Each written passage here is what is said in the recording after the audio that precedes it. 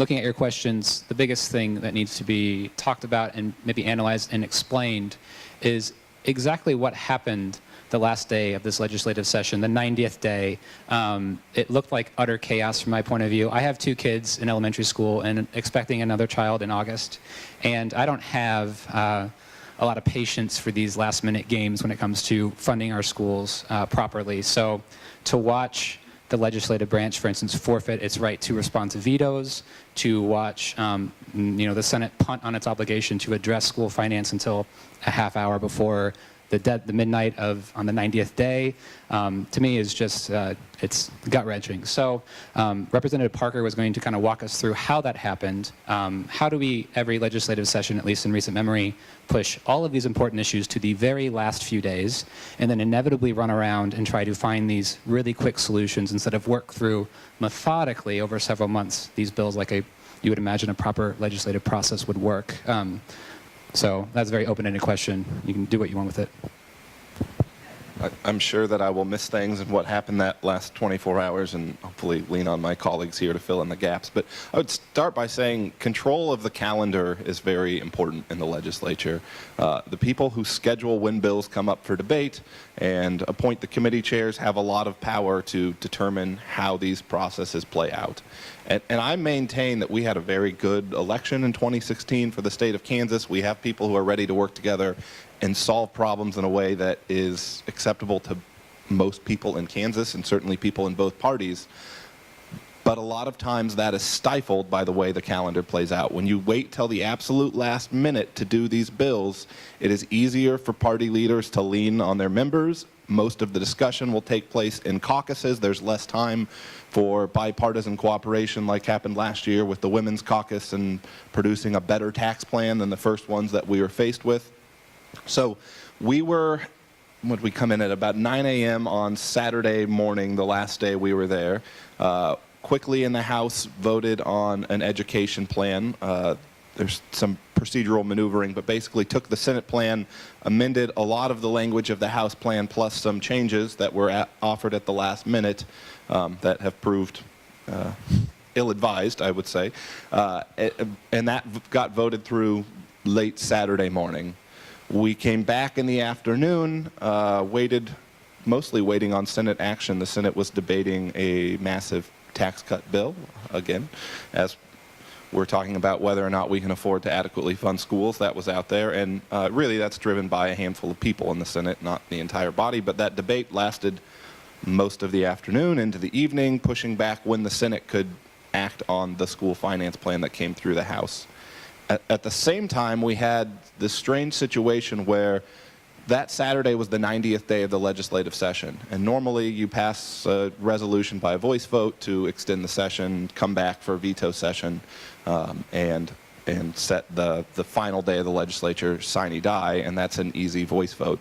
Well, because there were people who were staunchly opposed to spending any more money on schools, they were not inclined to cooperate with extending the session. And what would happen if we made it till midnight without extending the session is any bill that hadn't been signed into law would be lost and we would be adjourned at midnight. So every bill, education or otherwise, in their conference committees that had yet to be finally put on the governor's desk would have been lost. Now, I was told Governor Collier had a resolution drafted that at 12:01 he would sign and call us back into special session, but that means that we would be starting, we'd have to redraft all of those bills, re-vote on them, start over on the education plan again, and so each chamber was able to pass a resolution to extend the session, except that the Senate did theirs different than what is traditionally done. The House passed the normal version, which is to say we're going to come back for a veto session and have essentially a flexible end date that we'll set. That gives us, as was referenced before, the ability to try and override any of the governor's vetoes on the final votes that we take, like the budget being the major one. The Senate passed a resolution saying that May 4th is the end day no matter what. So we go back on the 26th. That gives us a week and a half. May 4th is when we are going to adjourn until we come back for that final day. A few weeks later, the Senate said we're going to do without the normal sine die day off in the distance. So in essence, anything we pass up till May 4th, the governor has 10 days to choose whether to sign or veto it. And if he vetoes it, we don't get to come back and try and override that. And that's especially significant because we haven't passed a final budget yet. The Senate has passed their budget. The House has not debated our budget yet. But the governor can line item veto things in the budget, which means he can strike certain parts of it without all of it. So anything that he doesn't like in the budget that the legislature supports, he can strike, and we will have no say to override that. There was a lot of bipartisan discussion in the House as we approached midnight on these resolutions about what is the motivation for forfeiting that right. And I was talking with one of the more conservative members of the House, and he just said, I'm sure we'll find out on May 3rd or May 4th what the reason was, but it wasn't by accident. So all of that said, the House had passed one version, the Senate had passed another. The House version was normal, and as we got towards midnight, one of the chambers had to pass the other chamber's resolution. It has to pass both chambers by a 2/3 vote. And at 11:30, the Senate was debating taxes still, or back on schools at that point? Thank you. And the word coming over to the House when we came back in was, at first, for about 2 minutes, it was, you need to vote down the Senate resolution and put the pressure on them to pass the House resolution. Well, that didn't happen for about 10 minutes, and then all of the leaders, and this was bipartisan, just the House trying to figure out what are we doing as the House, running around, and then it became, well, we passed the right resolution, so we're okay to let the clock run out because it's the Senate's fault they passed the wrong resolution. And that seemed to be the consensus up until about 11:55, 56, 57. There's a great photo I think Jared took of Ron Reichman, the Speaker of the House, running up to sit in the chair, and the clock sitting behind him, and it's just turning to 11:58 or so. We had the fastest resolution I have ever heard, motion to adopt Senate resolution. All those in favor say aye, all those opposed say no. Ayes have it. No chance to actually count the votes. Not the most democratic process, but it did avoid the meltdown because it meant we extended the session without having to lose all of the bills. So I'm sure that I left pieces out of that. If anyone else would like to speak to that, feel free. But that is my, sure. Cool. Sure. Yeah. So this is Senator Barbara Bollier of the 7th Senate District, which represents this area, along with Prairie Village, Mission Hills, Leawood. Metcalf. Oh, not quite here. Metcalf State Line, 99th, 47th. Thank you, Democrats, for letting a moderate Republican speak.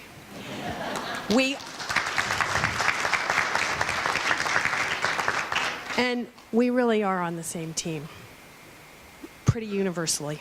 So these are my friends. Yes and no on what went on in the Senate. The Senate right now is invaded and controlled most of the time by a group called the Truth Caucus. The Truth Caucus is led by Senators Ty Masterson, Mary Pilcher Cook, Steve Fitzgerald, and the like, all right? Their goal was to not let us vote on a school funding formula, so they were filibustering that entire day.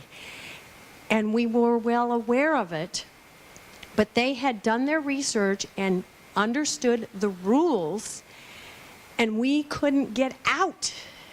We had to bring in the head reviser, Gordon Self, and he's been there for 40 years, and he was here with the rules trying to maneuver us out of a place to be able to get to where we could even get a resolution on the floor to adjourn.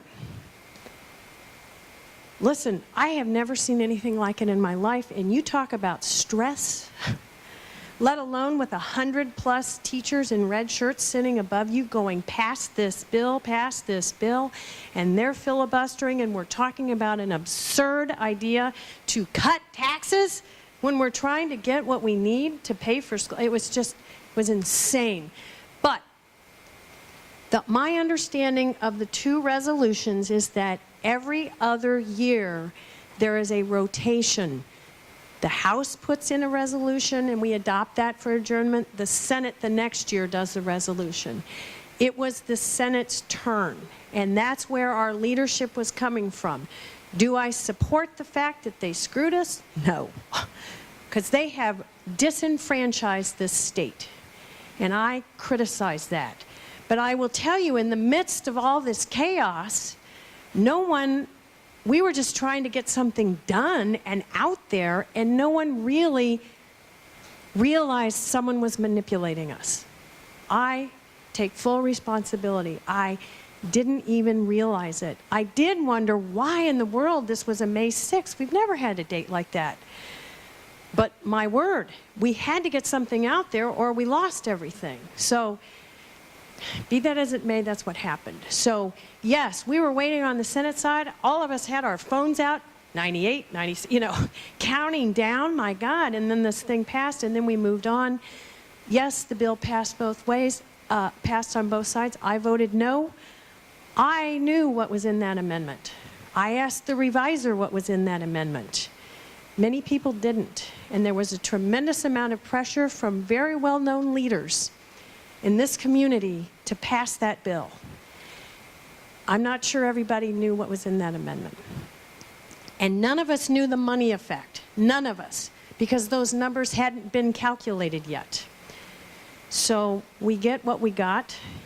The reason things take a long time, I'm going to defend the Senate. I'm on the Senate Education Committee and on the Special Education, or the Special Funding for Education Committee.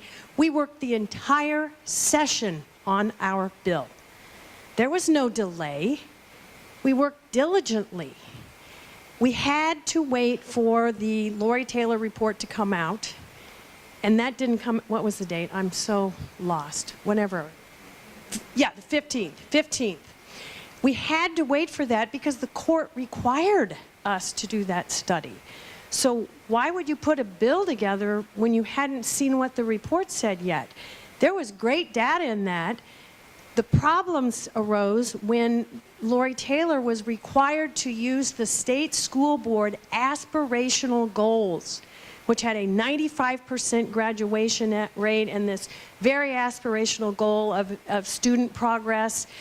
And when $2 billion came out as one of the options for the payment, people went nuts. Well, if you really read the report, that wasn't her only statement. And when we asked for more information, her second report back clarified, and we could mark down what you would get for what percent raise of progress. The Senate side, low as the numbers were above her lowest numbers in the report. Be clear on that. They were above her recommendations for a maintenance level of education. How can you not support data? It's there. Was it the best? No. What I wanted, the House money and the Senate plan.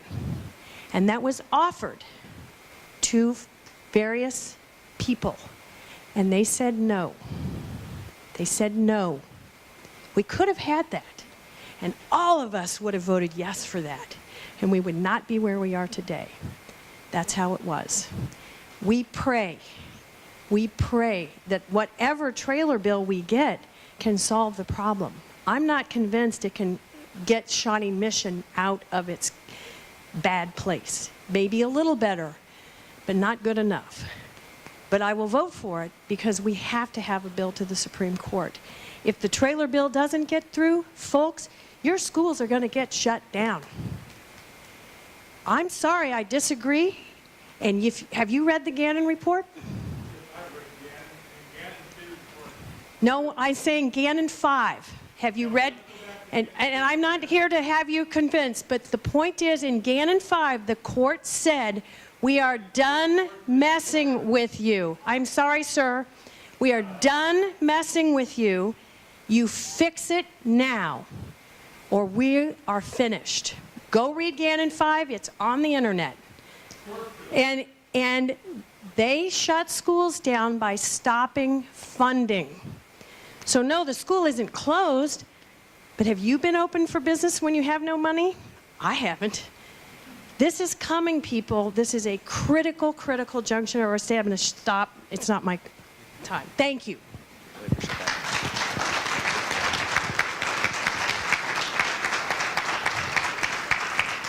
Thank you, Senator.